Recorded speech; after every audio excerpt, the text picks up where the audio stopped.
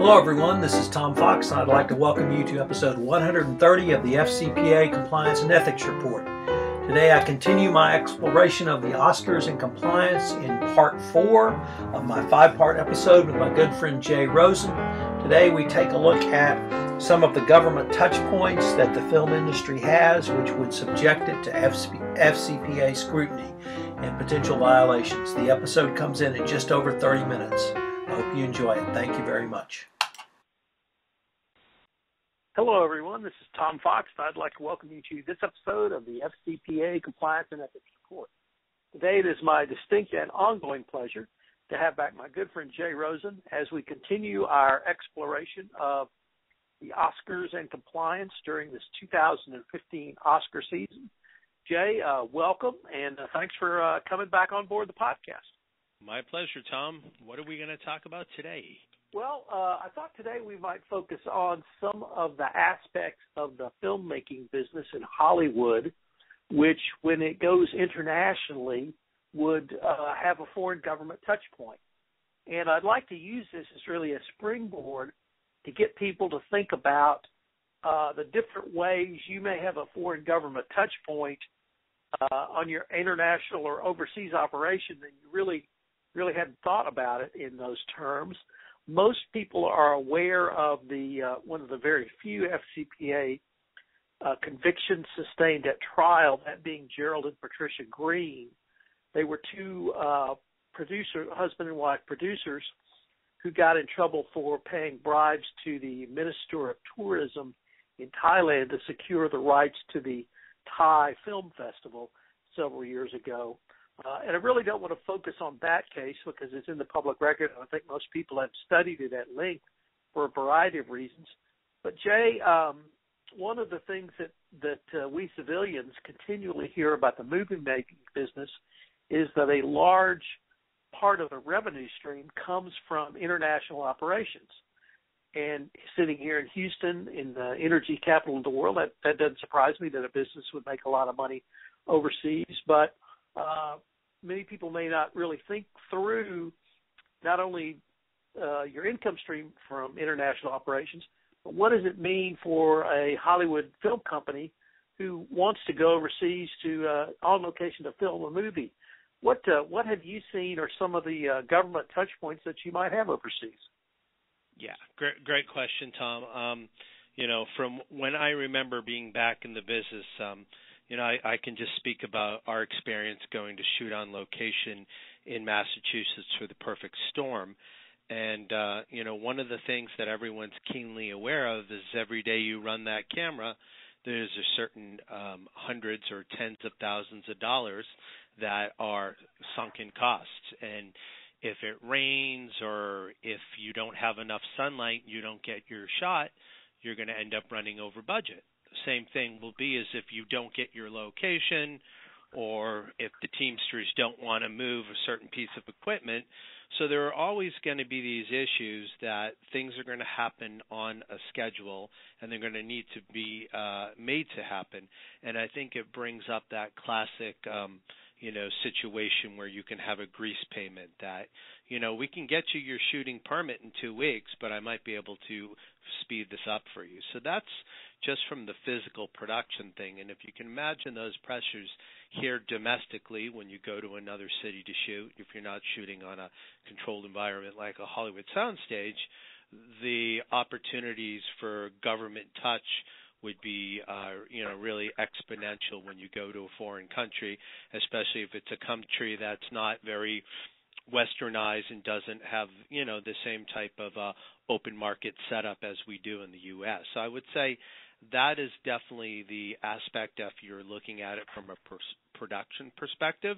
But then there's also going to be those same issues with both a marketing perspective and, more importantly, a distribution perspective. And, as you inferred earlier in your comments, more and more of a motion picture's budget are being made, or rather revenues are coming from overseas.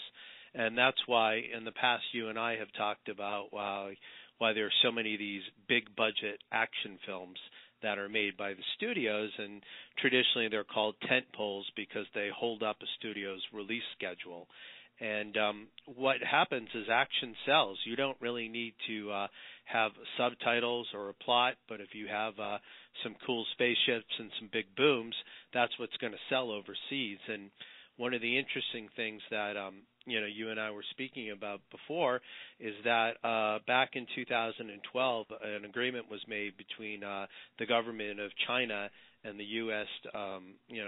Film companies to basically open up the Chinese market for distribution. And I think very soon thereafter, Paramount and Fox re-released Titanic, and it made something like almost $100 million in its first week. And I'm not sure how much it ended up with, but you almost got like half its U.S. domestic release several years later because it was able to open in China. Well, you said really a lot of things in there, Jay. Let me see if I can break that down to several different parts of what government touch point would be. The first part you talked about was permits.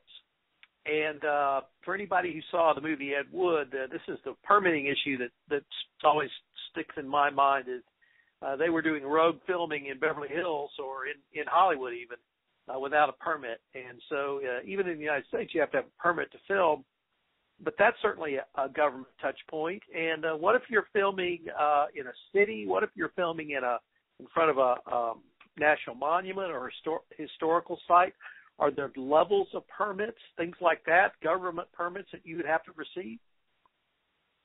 Not only are there levels, but there's different levels of filmmaking that happen. So you've got your big budget movies, and then you've got some of those smaller artistic movies that we've been speaking about over the last few podcasts, and the ones that are nominated.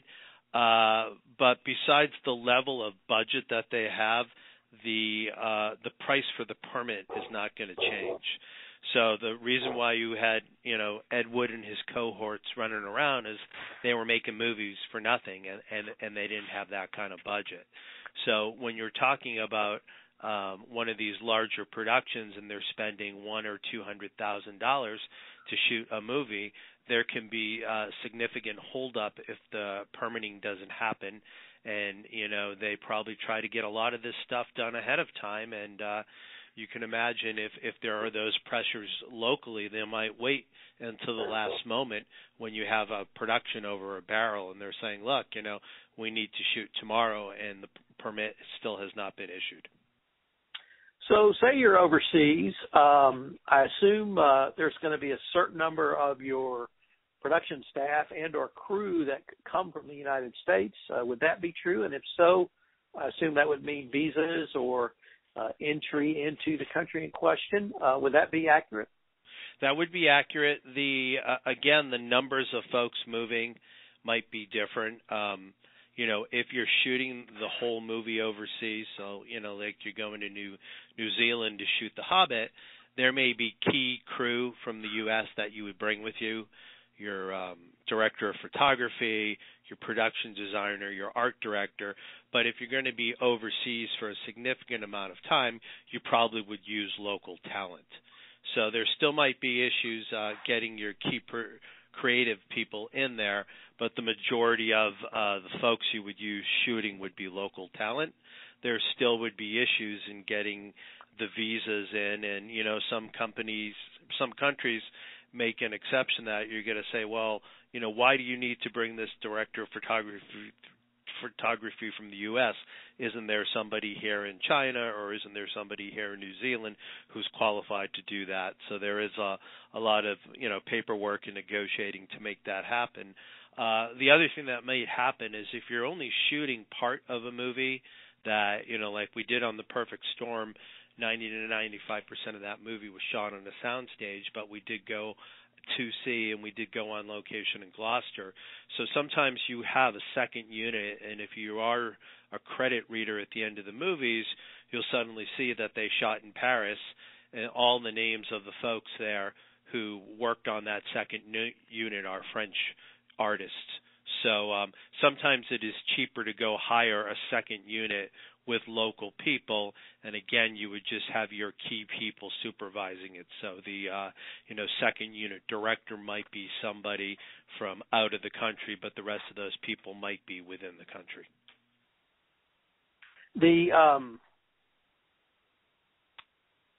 Hold that thought on the second unit because I want to get back to that. But before we do, what about your physical plant or your equipment, your cameras, your anything that would require an export permit? Would you, if you were overseas, would it be usual to take that sort of physical materials, or would you try to use local indigenous cameras, clothing, costumes, props, etc.? I think that, from when I was in physical production at the studio, our, number one goal would be to control costs. So the last thing you want to be doing is moving any of these things either by airlines or over borders. So that would be the initial suggestion. And then, of course, you might hear from the director that they only want to use a certain type of camera, or they might only want to use a certain type of film stock. And if you're out there shooting in a place that doesn't have a large local film industry, it's going to be problematic, either A, from getting your gear from here to there, or B, from using the local gear. And, who knows, maybe all those cameras might be signed out when you're, planning to shoot. But suddenly they become available. So I think there is pressure at all of these different points. And, we've talked before about when you put together a group of people to shoot a movie, it's like putting together a small army. And you've got to move all those people. You've got to feed them. You've got to house them. You've got to travel them. So I think there's all potential touch points within a foreign government where I don't know if it's the Ministry of Culture or whatever, but there could be opportunities where people who are representing the government are expecting additional payment for services that need to be done in connection with getting a film made. Okay, let me turn to the second unit because that, I'm a credit reader, and that's I've always found that to be very glamorous. You see your name up in credits, really, no matter what your role might be now, or a large number of people with different roles get to see their name in credits. But the second unit, could you explain what a second unit is? But the key thing, I think, from an FCPA perspective, people may not be thinking through is if there's a second unit doing filming in Paris for an American movie, those Parisians or those Frenchmen who are hired are working for an American company, and they're subject to the U.S. Foreign Corrupt Practices Act, even though they may be independent contractors, even though they may not have any other formal association with the studio than that one picture. So perhaps you could explain what a second unit is, how a second unit might operate, then we might talk through how that may give a corporation exposure overseas. Sure. So just to get to the differentiation between a first unit and a second unit, a first unit concerns shooting, the main actors, the people whose name are above the title, and that work is usually done by the director.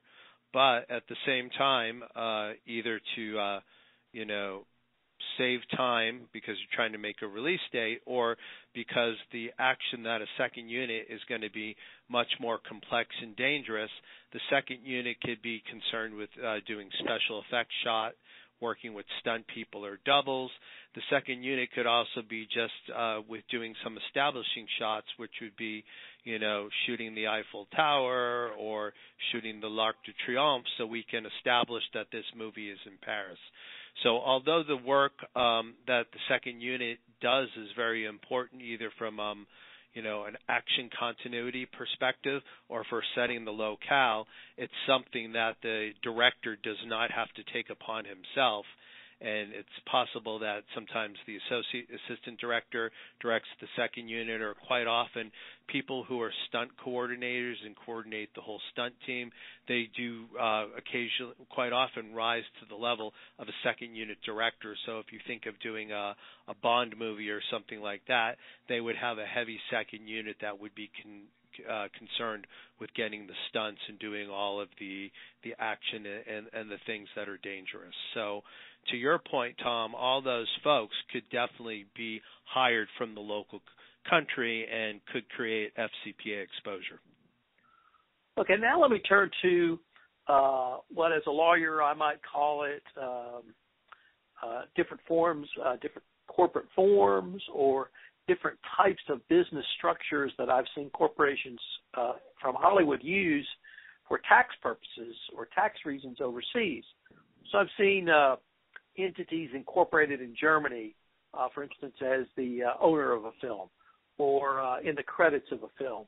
And that indicated to me that there had been a certain corporation formed, a one asset corporation, the picture, formed in Germany, formed in another country, and monies were routed to that corporation, the German corporation, and then back to the parent corporation, as would not be unusual in many different types of businesses. But nevertheless, you now have a foreign subsidiary of a U.S. entity, and anyone who works for that foreign subsidiary would have potential FCPA liability and create FCPA exposure for the parent company back in the United States. So if you could, Jay, could you tell us a little bit about the different types of corporate forms or just even the business relationships that might be formed for a particular picture? Sure. Great question. One of the reasons why you might be seeing foreign investment in these smaller artistic movies is, they're kind of hard to get the big studios interested in investing in these things. So sometimes it could be a co-production. It could be a Canadian company, a German company, and then maybe HBO or Showtime. So I don't think part of it is to, couch liability anywhere, but it's pretty much like trying to get the funding for the film. So it's wherever that funding is going to come from, and it's possible that where that comes from, that's where the movie, corporation would be set up, that entity. The other thing that will happen from a distribution perspective is sometimes these smaller studios don't have global distribution, so they might sell off rights to an individual partner. So, they might work with one group that would distribute films to Asia Pacific, another group that might distribute to the Benelux region. So you don't necessarily have all these global corporations with global distribution agreements, but they either may work with domestic partners, or they might have like 20th Century Fox Australia, or they might have their own entities that are set up in those countries.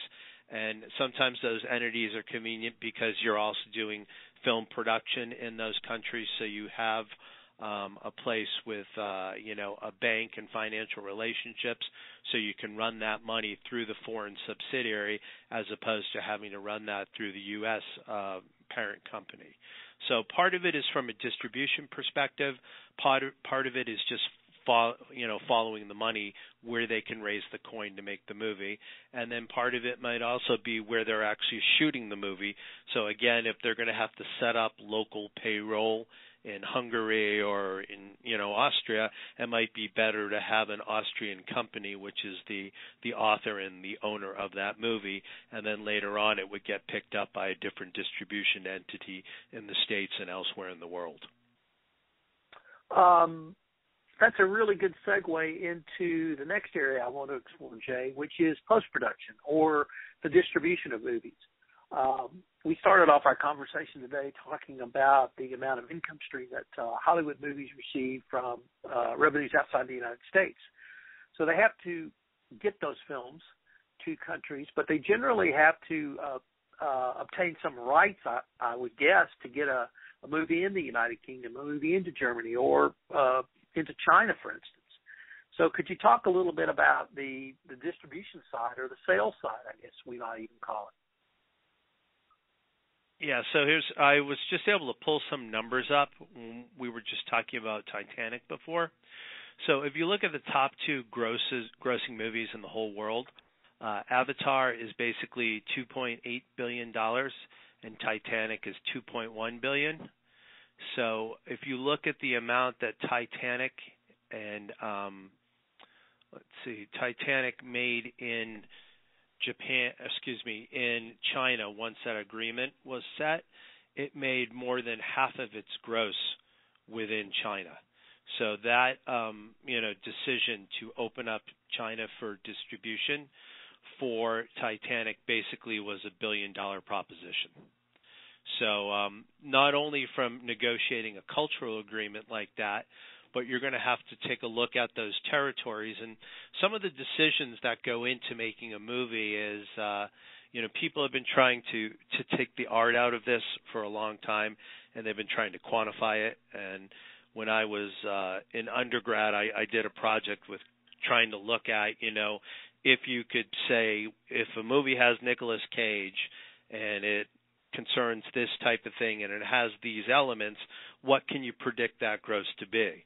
And then once they predict that gross, then they kind of work back and say, well, how much money are we willing to spend on this? And sometimes you get your whole budget up front, and sometimes you don't. And then at that point, you start pre-selling territories. So you're like, well, maybe I can get, $500,000 from Italy, and maybe I can get $250,000 from Germany, and you start doing that. So that's kind of like the independent mode where you're trying to sell off pieces. Now, when you look at the studio and they say we're going to make Avatar 2, 3, and 4, they'd be silly to sell off rights for that because they know that that's an opportunity to print money. But sometimes they have other films that are lesser and not as sure bets, and at that point they put together financing vehicles. So sometimes you'll see a movie was, if we look back at some of those old Touchstone and Disney movies from the 80s and the 90s, you remember seeing something called Silver Screen Partners. And that might have been a financing vehicle where certain investment banks or certain companies, put together hundreds of $millions. So now we're saying that a studio is producing a movie. They have a financing vehicle that is ponied up money to make the movie.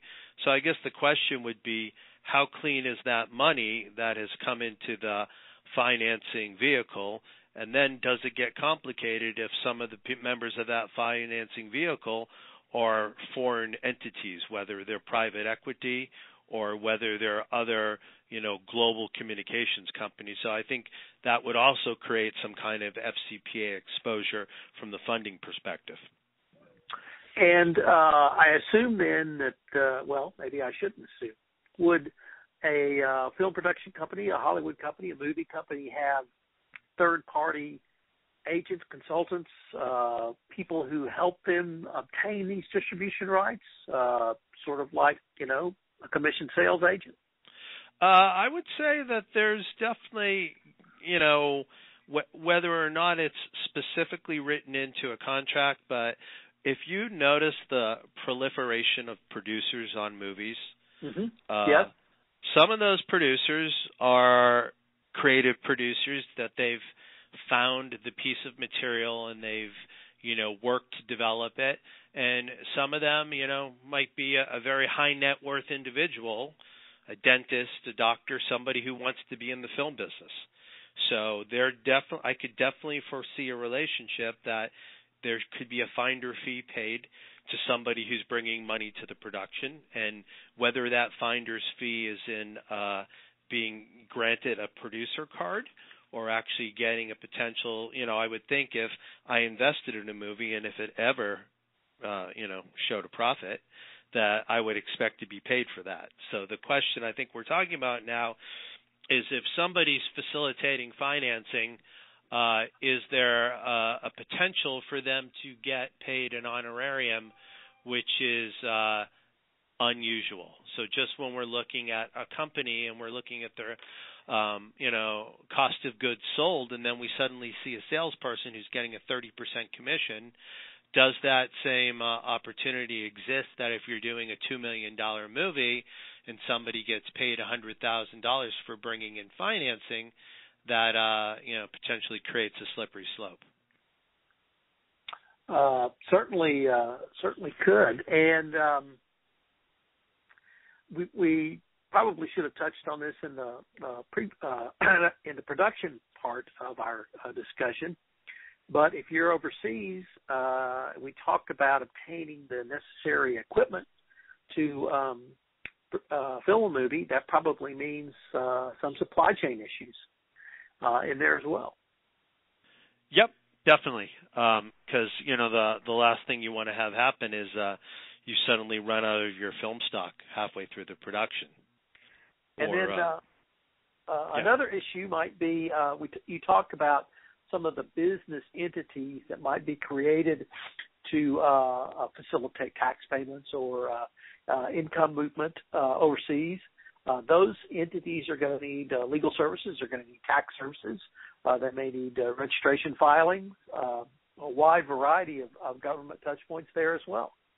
Yeah, I think one of the things that we also spoke about earlier, just to get a little bit away from the production side of things, but, there's always sweeps. And back in 2012, there was a lot made in the early spring and summer about the Hollywood sweep. And that suddenly has gone very silent now for the last almost 3 years. So, conventional wisdom is it takes a long time to build an FCPA case.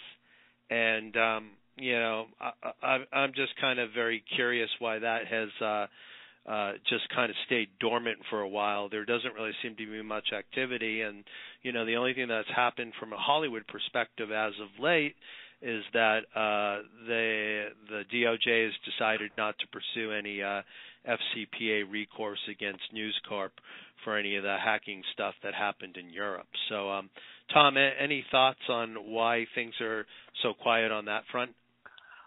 No, I would agree with your analysis that it takes a long time to build a case, but given the amount of information that may be overseas, the various parties involved, 3 years really does not seem completely out of line to me. So it could be that they're even actually negotiating with companies as we speak, and most of them, if not all, are public companies, so that means SEC, books and records, and internal controls jurisdictions as well. And if they didn't have a best practices compliance program in place, that may be something that they get called to task for somewhere down the road. So, Jay, unfortunately, we're near the end of our time on this episode, but really gives hopefully people a lot to think about, not only for those who may be in the movie business listening to us, but the potential FCPA exposure, but really for any business that does, any company that does business overseas, when you sit down and think about all of the government touch points, all of the high-risk areas you have, both in your sales side and your supply chain, have you communicated your code of conduct, your compliance policy to those folks, those entities, those businesses, your business partners, all of those people overseas? And then, as I sure would be music to your ears, Jay, have you translated it into a local language? So really a lot for people to think about and digest of their potential FCPA exposure. Yeah, they're all great points, Tom, and it seems like to give you a little bit of a plug, the recent white paper that you wrote that Merrill Brink released to talk about how you can really use language as a way to kind of proactively mitigate your FCPA exposure. It seems like it's created some great conversation out there on LinkedIn and on the web and on Twitter. And, if people aren't finally starting to get the message now, this is no longer something that you can take the ostrich in the sand approach. At the same time, it can be overwhelming to lots of folks. And, really it's basically taking a reasonable approach. And, I think the DOJ and the SEC is always talking about reasonableness in your compliance program. And this same thing applies to how you're going to deal with your foreign third-party relationships. And you have to be reasonable and figure out which of these things are you going to translate. And it doesn't all have to be done in one day. But as long as you have a plan, you have an approach, and you record that approach for posterity, because God forbid if there's ever a problem, at least you have a memo to file or an email somewhere that says this is the approach you took. these are the high-risk areas that you're going into, and this is the plan that you felt was reasonable to communicate your policies and procedures to those parties that needed to know it. Okay, Jay, as always, could you tell the folks how to get in touch with you if they wanted to follow up for any reason? Sure. With any questions, my email address is jay.rosen, R-O-S-E-N, at merrillcorp.com, which is merrillcor.com, and by phone 310-729-6746. And Tom, as always, great speaking with you, and I think Part 5 is coming up, and we will make our Oscar picks. Is that correct? That's correct, and so everyone stay tuned next week, and we will talk to you then. Thanks a lot, Jay. Thanks, Tom. Bye-bye.